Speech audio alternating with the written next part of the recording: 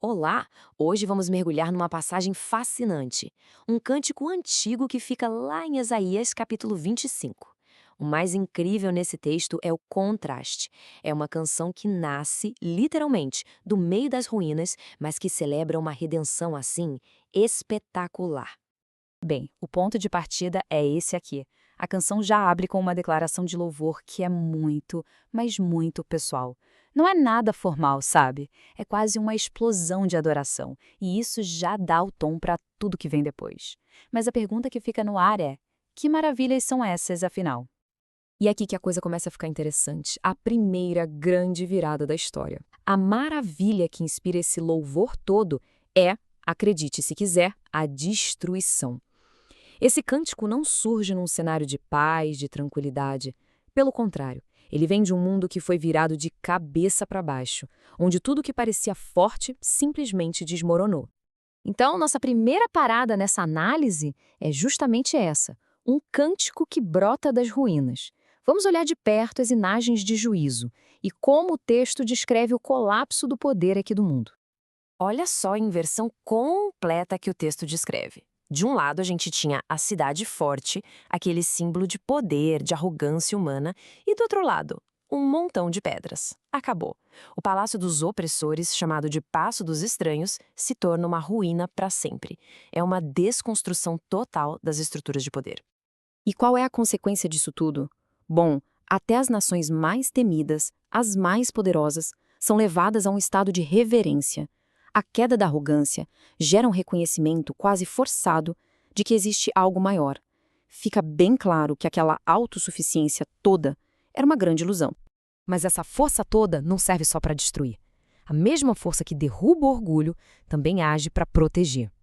E é aqui que a gente vê o outro lado da moeda, o outro lado dessa grande inversão, esse poder divino agindo como um refúgio para quem é vulnerável. E para quem exatamente é esse refúgio? O texto é bem específico, não é para reis ou generais.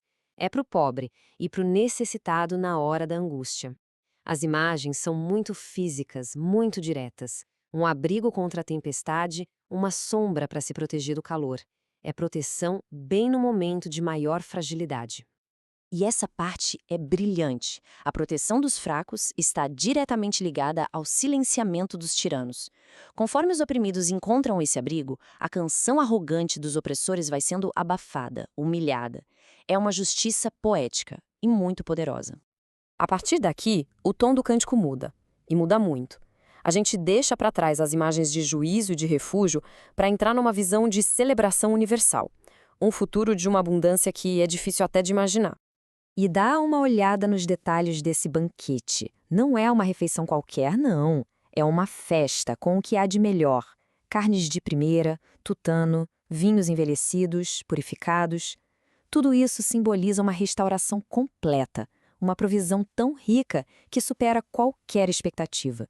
E talvez o mais importante, é para todos os povos.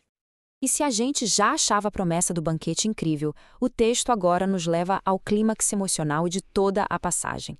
A promessa não é só de uma vida abundante, mas do fim da própria morte e de todo o sofrimento. Para a gente entender a profundidade do que vem a seguir, a gente precisa entender essa imagem do véu. O texto fala que existe um véu cobrindo todas as nações. Esse véu, na verdade, é um símbolo universal do luto, da tristeza, da mortalidade, aquela coisa que é comum a toda a humanidade. E então vem a promessa central, uma das mais impactantes que existem. A morte não será só derrotada, ela será aniquilada para sempre. É uma declaração de vitória final, absoluta, sobre o nosso maior inimigo. E a consequência disso tudo é algo profundamente pessoal. A remoção daquele véu do luto significa que Deus vai enxugar as lágrimas de todos os rostos. Aquela vitória gigante, cósmica, se traduz num consolo individual, íntimo, para cada um de nós.